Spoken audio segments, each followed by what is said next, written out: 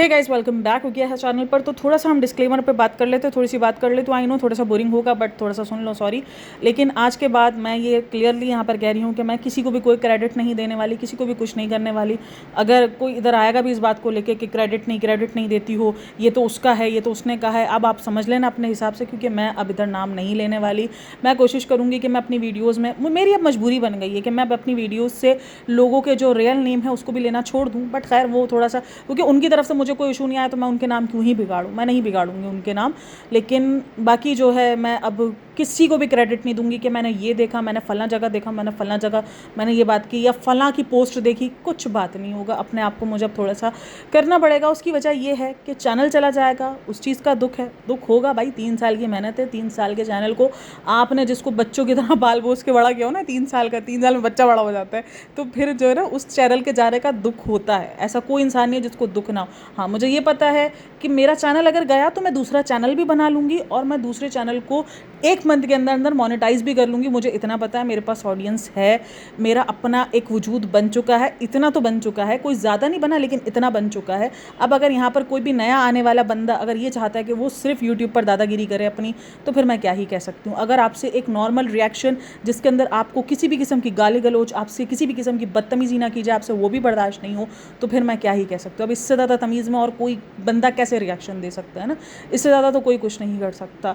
अब बात होगी, बात किसी को भी नहीं, जो छोड़ा कि इसको बख्शा किसी को भी नहीं जाएगा। बट अब बात घुमा फिरा के होगी। जब सीधे सड़ंग तरीके से नहीं पता तो फिर सीधे सड़ंग तरीके से, वो कहते हैं ना, जब घी सीधी उंगली से ना निकल रहा हो तो फिर उंगली थोड़ी सी टेढ़ी करनी पड़ती है, तो वो फिर मजबूरी हो जाती है।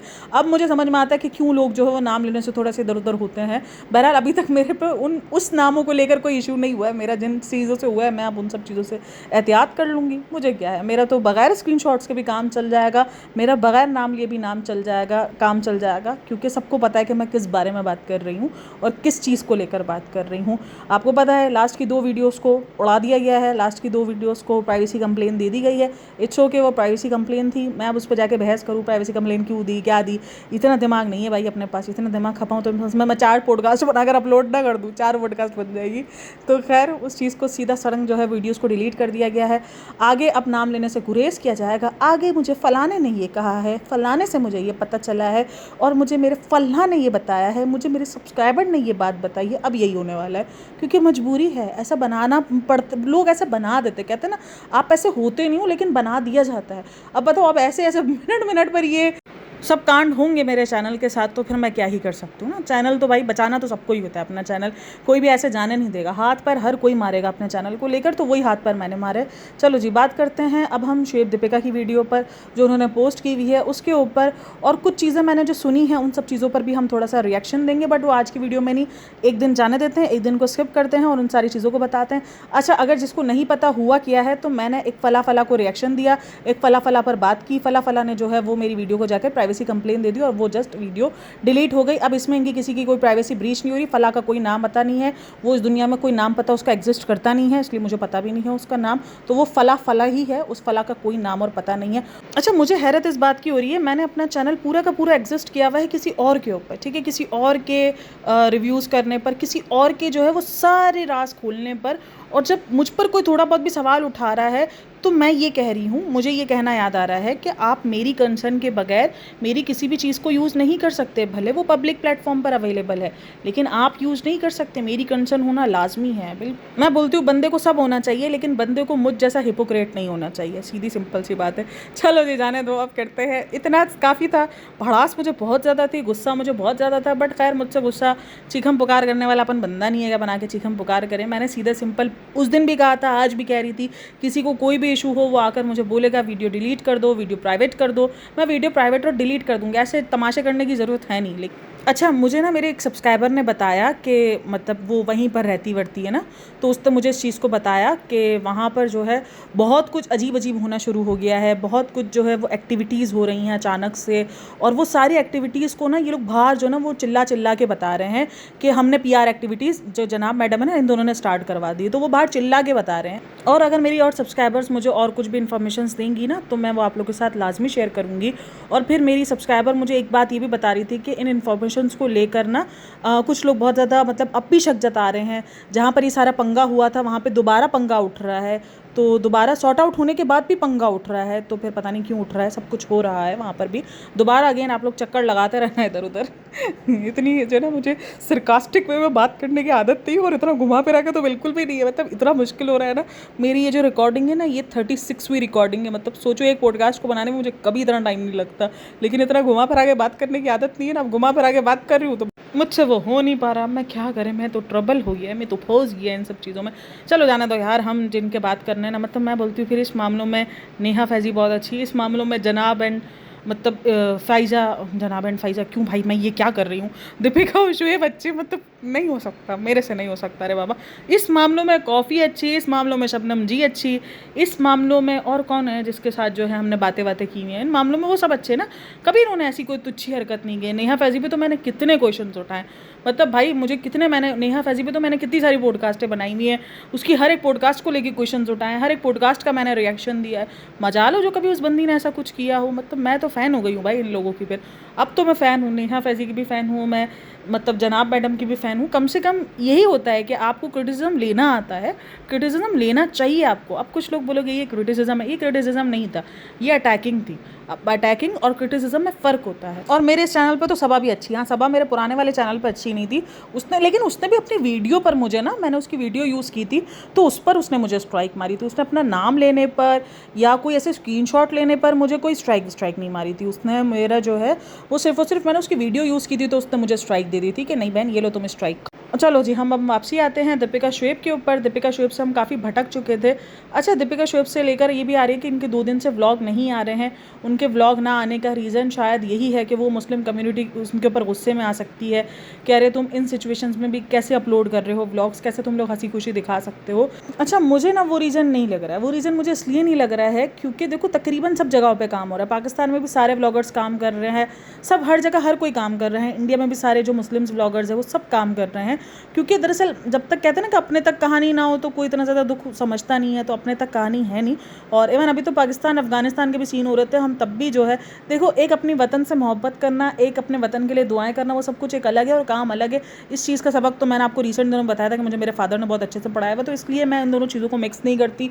मैं कभी भी आकर इन सारी चीज़ों का दुख नहीं बता रही होती कि देखो ये हो रहा है, इस चीज़ पर हम दुखी हैं, क्योंकि वो ना पॉलिटिकल चीज़ें हो जाती हैं और फिर वो बहुत ख़तरनाक सिचुएशन में चला जाता है जिसको मैं शेयर नहीं करती आप लोगों के साथ। तो मुझे भी वो रीज़न नहीं लग रहा दीपिका शुएब के गायब होने का या सबा के गायब होने का। हाँ, पोस्टिंग ज़रूर की गई है, इंस्टाग्राम पर पोस्ट ज़रूर आयतुल्ला कहमानी के लिए लगाई गई। अब देखो, हो सकता है कि वो अपनी वीडियोज़ में आकर ये बोल दे कि हाँ हमारा दिल बहुत उदास था, जो हो रहा है उसमें हमारा दिल नहीं कर रहा था, लेकिन मुझे लगती नहीं है वो रीज़न, मुझे लग नहीं रहा। पता नहीं क्यों मुझे ऐसा लग रहा है कि वो रीज़न नहीं है, क्योंकि देखो जो अपने मुल्क में जब हादसे हो रहे होते तब उस टाइम पर वो सीरियस नहीं थे, उस टाइम पर भी उनको व्लॉगिंग।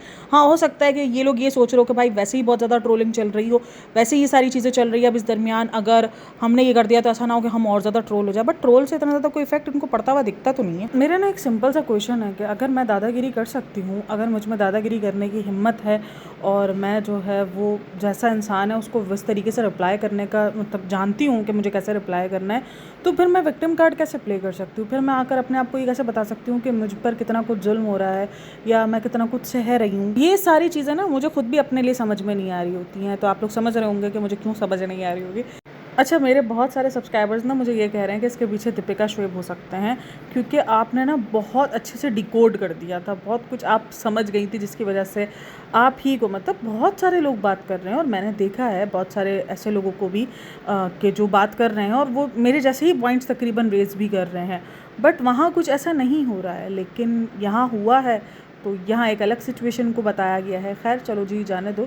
तो दीपिका शुएब अपने रियल आईडी से आओ प्लीज़ आप लोग, मतलब ऐसे फेक आईडी से आप लोग ये वाले काम नहीं करो। फेक आईडी से काहे कर रहे हो यार, रियल आईडी से करो, जो भी करना है रियल आईडी से, फेस टू फेस आप मुझे बोल दो, कोई इशू नहीं होगा। खैर चलो जी, बात करते हैं हम शुएब इब्राहिम की वीडियो पर। 2 दिन से शुएब इब्राहिम की कोई वीडियो है नहीं, कोई भी अपडेट नहीं है।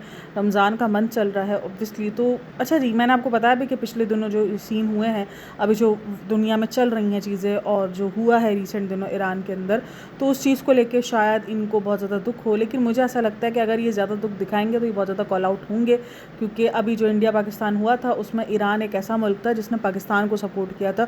तो ऑब्वियसली देखो क्या होता है, जब कोई मुल्क के अंदर कोई चीज़ इशू होती है तो जब कोई दूसरा मुल्क उसके अगेंस्ट वाले मुल्क को सपोर्ट कर रहा होता है तो ऑब्वियसली फिर वो जो एक लोगों के अंदर तुषार होता है ना, वो फैल जाता है। तो उस चीज़ को, और उस चीज़ पर बात भी हो रही है, ऐसा नहीं है कि बात नहीं हो रही, बात हो रही है इन सारी चीज़ों पर भी।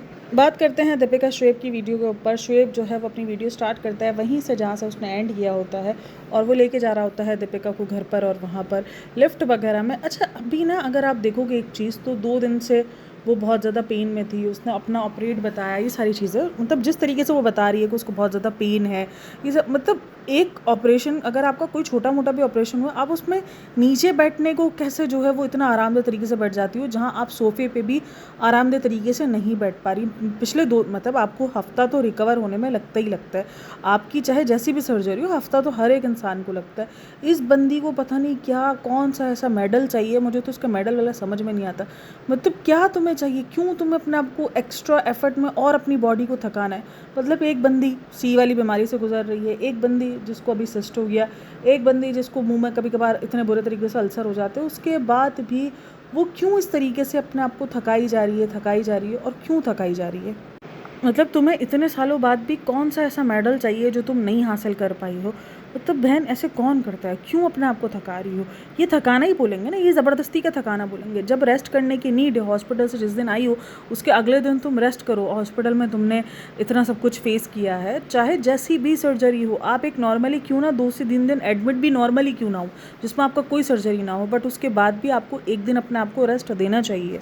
ये रिक्वायरमेंट्स होती हैं। अपने आप को स्ट्रॉन्ग लेडी दिखाने के लिए आप उसी दिन खड़े होकर, आपकी बॉडी उस टाइम पे तो शायद आपके लिए खड़ी हो जाए, लेकिन बाद में फिर वो आपको फेस करवाती है चीज़ें ना। तो ये चीज़ को समझना चाहिए। अब लोग बोलेंगे सबकी बॉडी अलग होती है, बॉडी अलग होती है, लेकिन जब बॉडी नीड रेस्ट मांग रही है, बॉडी को जब रेस्ट चाहिए, तो फिर क्यों नहीं देना है, क्यों अपने आप को स्ट्रॉन्ग वुमेन के चक्कर में जो है खुद को थकाना है। स्ट्रॉन्ग वुमेन एक अलग चीज़ है, आप उसको हर एक चीज़ में नहीं जोड़ सकते।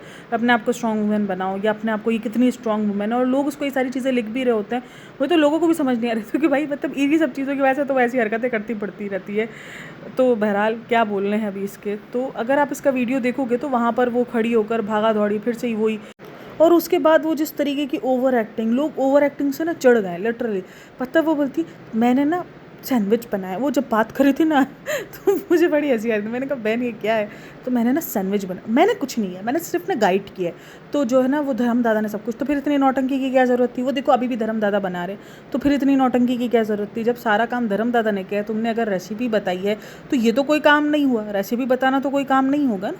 अगर तुमने रेसिपी बताई है तो इट्स ओके, इसको तुम इतना जताने की, ये खुद जताती है इन सारी चीज़ों को। अगर आप नोटिस करो ना तो ये खुद जताती है, ताकि लोग इन सारी चीज़ों को कॉल आउट करें, या लोग जो है वो उसको विक्टिम समझे या सिंपथाइज़ करे। पहले हो जाता थे लोग, लेकिन अब होते नहीं है, अब लोगों को समझ आती है। अभी भी अगर आप देखो तो इसमें सिंपैथी वाला क्या सीन है, इसको इतना बड़ा चढ़ा के क्यों बताया गया, ये तो कोई काम नहीं था। अगर आपने किसी को बैठे बैठाए रेसिपी बताई है और सब कुछ किया है तो फिर तो इट्स ओके, मतलब फिर तो ये एक नॉर्मल है ना कि आपने रेसिपी बताया, मतलब रेसिपी मुँह से बताना भी एक काम है। क्या कहने हैं भाई, क्या कहने।